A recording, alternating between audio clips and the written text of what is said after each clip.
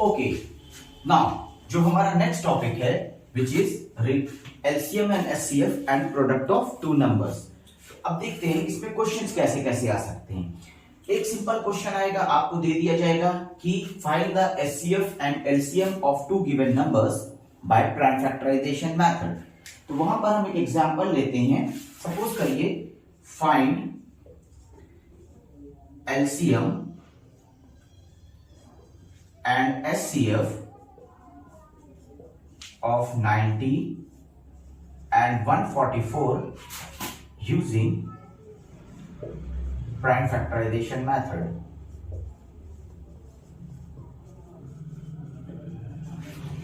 ये मेथड हम ऑलरेडी छोटे क्लासेस में पढ़ चुके हैं।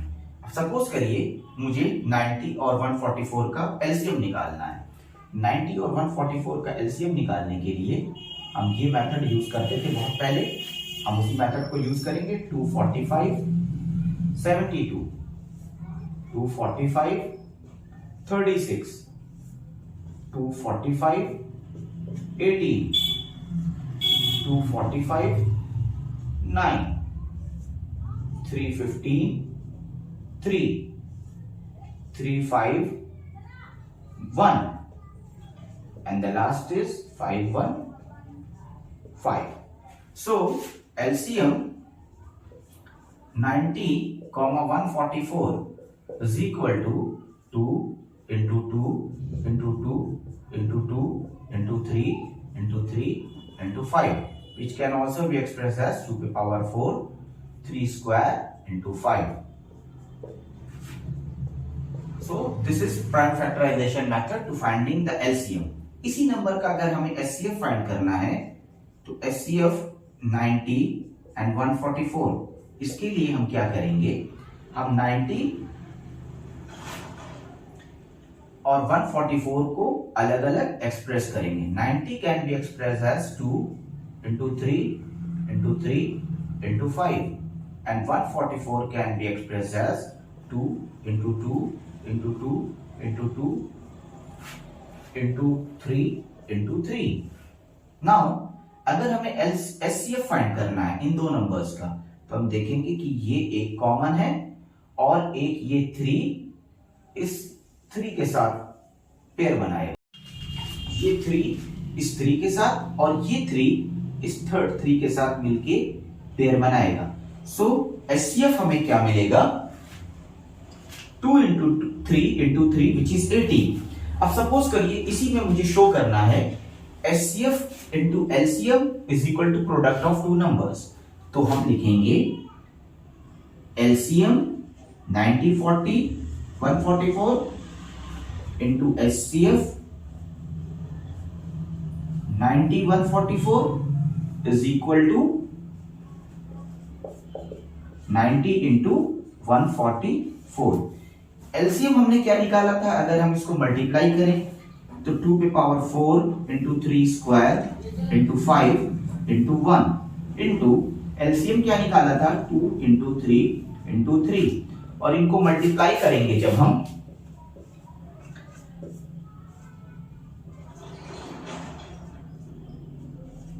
और 0 लग गया तो ये मिल गया मुझे 12 7 16, और यहां पर जब हम मल्टीप्लाई करेंगे तो ये मुझे दे रहा है 720, और उस 720 में जब हम 18 से मल्टीप्लाई करेंगे तो ये हमें LHS में भी 12760 देगा और RHS में भी 12760 दे देगा।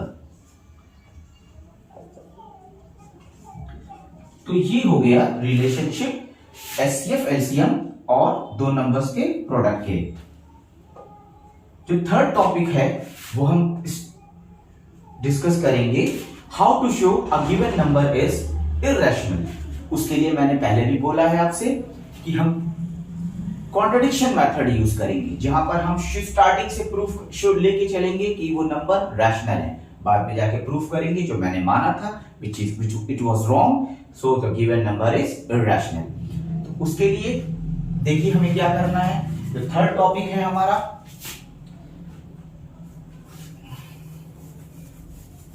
अब इसमें भी दो टाइप के क्वेश्चंस मिलते हैं आपको। उन दोनों क्वेश्चंस को सॉल्व करने के दो अलग अलग मेथड्स हैं। बोर्ड एग्जाम में अगर एक ही तरीके से हमें दोनों क्वेश्चंस को सॉल्व नहीं करना है। सपोज करिए मुझसे किसी ने बोला शो दैट √3 इज इरेशनल। अब ये तो पहले से होता है इरेशनल, इसको प्रूफ करना है इरेशनल। 9th क्लास में अगर इस क्वेश्चंस की बात करते हम इस तरह के क्वेश्चंस की तो थोड़ा सा कॉम्प्लिकेटेड था, बच्चों को सोचना पड़ता कि ये कैसी बात हो गई, ये √3 इरेशनल, ये तो हम पहले से जान रहे हैं कि √3 इरेशनल है, अब इसको हम प्रूफ कैसे करें। पर 10th क्लास में मैंने वैसे पहले बताया कि ये मॉडिफाइड वर्जन है, एक्सटेंडेड वर्जन है आपके 9th क्लास का, तो उसमें हम शो करेंगे। इसके लिए हम क्या करेंगे, हम मान लेंगे कि let √3 is a rational number. अब हम जानते हैं कि किसी भी रैशनल नंबर को हम a/b के फॉर्म में एक्सप्रेस कर सकते हैं, where a and b both are integers and the denominator b cannot be equal to 0। तो इसी तरीके से हम यहां पर भी मानेंगे कि let √3 is equal to a/b, where a and b are integers and co-prime also। अब co-prime क्यों दिखा रहे हैं हम यहां पर, co-prime वो नंबर्स होते हैं जिनका कॉमन फैक्टर सिर्फ 1 होता है। तो यहां पर जब हमने इसको a और b के फॉर्म में लिखा तो ये फर्दर सिंप्लीफाई नहीं हो सकता है। अब co-prime भी है and b is not equal to 0। अब अगर ऐसा है तो हम आगे कैसे लेके चलेंगे देखने में। हम क्या करेंगे, हम दोनों साइड को स्क्वायर कर देंगे, स्क्वायरिंग बोथ साइड। अगर हम स्क्वायरिंग बोथ साइड करेंगे तो √3 का स्क्वायर इधर a/b का स्क्वायर बनेगा। √3 का स्क्वायर 3 होगा, ये a² अपॉन b² होगा। इसको हम लिखेंगे a² is equal to 3b²। अब देखिए, अभी इसके पहले मैंने आपसे पिछले टॉपिक में बताया था कि एक ही थ्योरम है बस इस चैप्टर में, कि अगर एक p नंबर है और वो a² को डिवाइड कर रहा है तो जो p है वो a को भी डिवाइड करेगा। यहां पर भी हम सेम कॉन्सेप्ट यूज करेंगे। अगर आप देखें यहां पर हमने लिखा a² is equal to 3b²। इसका मतलब ये जो a² है इसका फैक्टर 3b है और b² भी है। तो ये जो b² अगर a² का फैक्टर है तो हम इसको एक्सप्रेस करेंगे एक दूसरे फॉर्म में। हम यहां पे लिखेंगे a is equal to some और नंबर लेकर के चलेंगे।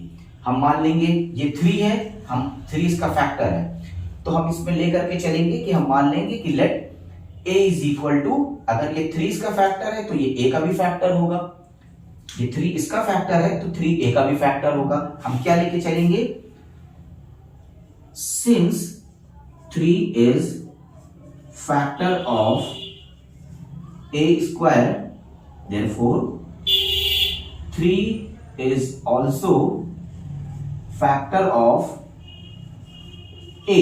ये वही थ्योरम 1 हम यूज कर रहे हैं। अब हम क्या है, अगर a का फैक्टर है तो हम लिख सकते हैं a is equal to 3c। इसको उठा करके हम अपने इस इक्वेशन 1 में पुट करेंगे, ये वैल्यू उठा के हम यहाँ पर ऐसे पुट करेंगे। अब अगर हम ऐसा पुट करेंगे तो देखिए ये किस तरीके के फॉर्म में आएगा। यहाँ पर हम यहाँ पे देखते हैं ये कैसे फॉर्म में आएगा। अगर हम a is equal to 3c लिखें तो ये हो जाएगा 3c का whole square is equal to 3b²। जब हम इसको फर्दर करेंगे तो ये होगा 9c² is equal to 3b² और 3c² is equal to b²। थोड़ा सा इसको मॉडिफाइड करके लिखें, b² is equal to 3c²। अब फिर से वही फैक्ट बन के आ गया, इसको हम इक्वेशन 2 मान लेंगे। हम यहाँ पे फिर से यही सेम स्टेप रिपीट करेंगे कि since 3 is factor of b², therefore 3 is also factor of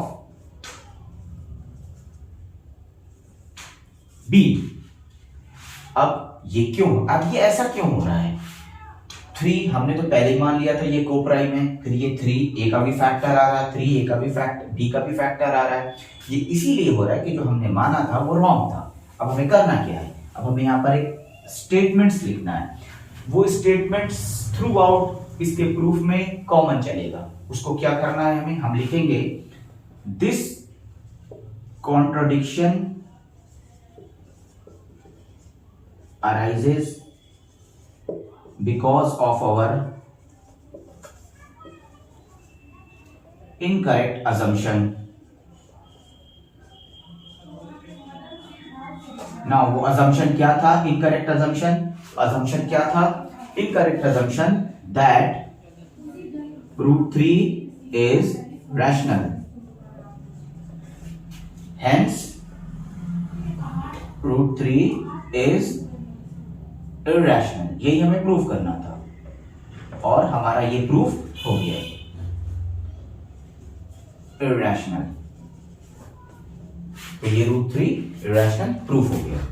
ये एक टाइप का है, ये टाइप 1 क्वेश्चन है। इसी क्वेश्चन को किसी में एक दूसरे टाइप का क्वेश्चन आता है, इसी में एक दूसरे टाइप का क्वेश्चन आता है। वो दूसरे टाइप का क्वेश्चन क्या है कि यहां पर सिंपल नंबर नहीं होगा, यहां पर एक कॉम्बिनेशन ऑफ नंबर होगा। उस कॉम्बिनेशन ऑफ नंबर्स को हम कैसे एक्सप्रेस करेंगे देखते हैं। सपोज करिए इसी की जगह पर हमसे किसी ने कह दिया कि शो दैट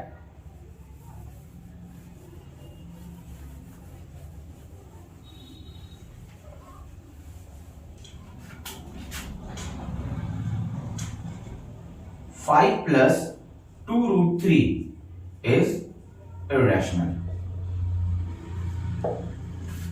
Now इस टाइप के क्वेश्चन को सॉल्व करने के लिए एक दूसरा मेथड अप्लाई करते हैं। इस मेथड पे तो हम नहीं चलेंगे लेकर के, यहां पर आपके साथ एक और चीज पहले से मेंशन होगी, where root 3 is irrational। Given है, पहले से गिवन है। अब हम इस टाइप के क्वेश्चन को क्या करेंगे, स्टार्टिंग तो हम वैसे करेंगे कि late 5 plus 2 root 3 is rational।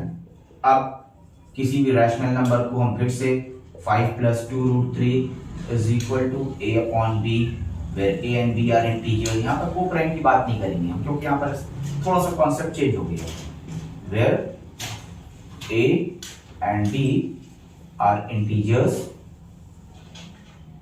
and b not equal to 0। अब यहां पर थोड़ा सा चेंज क्या लाना है, हम क्या करेंगे, हम लिखेंगे 2 root 3 is equal to a upon b minus 5। अब क्योंकि -5 है, 5 के नीचे हम 1 लिख दिए। 2 root 3 is equal to, हमने b दोनों में एलसीएम लिया, ये मिल गया मुझे a minus 5b, cross multiply हो गया। ये यहां पर ऐसे क्रॉस मल्टीप्लाई हो जाता है जब हम प्लस या माइनस करते हैं, कुछ भी ऐसा। तो अब हम क्या करेंगे, अब हम इस पर फर्दर रूट 3 को लिखेंगे a minus 5b upon 2b। अब अगर आप देखिए रूट 3 को पहले से दिया गया है तो रैशनल है। Now a minus 5b upon 2b, तो ये a और b रैशनल इंटीजर्स थे, तो इंटीजर्स का एडिशन सब्ट्रैक्शन वो भी एक इंटीजर होगा, डिवाइड करेंगे तो ये एक रैशनल नंबर देगा। अब यहां पर हम लिखेंगे since root 3 is irrational and a minus 5b upon 2b rational, so LHS not equal to RHS। अब ये फिर से वही स्टेटमेंट रिपीट करेंगे, कैसे हुआ, ये क्यों प्रॉब्लम हो रही है। Now this contradiction arisen because of our incorrect assumption, this contradiction arisen because of our incorrect assumption,